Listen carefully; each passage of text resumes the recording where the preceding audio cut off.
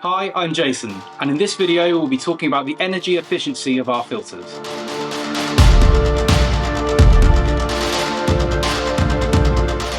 The energy efficiency of an air filter is really important, especially in a world where everybody's carbon footprint really matters. Any filter in a ventilation system creates resistance, which means the fan motor has to work harder to move the air. The less resistance a filter creates, the less hard the fan has to work, using less electricity. You could buy a really cheap filter that costs little up front, but it will often have a very poor energy rating, which will have a huge resistance and cost a lot more throughout its lifespan. Or you could buy a quality air filter from Jasun that has a certified energy rating of A, which will consume a lot less energy to run the ventilation system, costing you a lot less over the lifespan of the filter.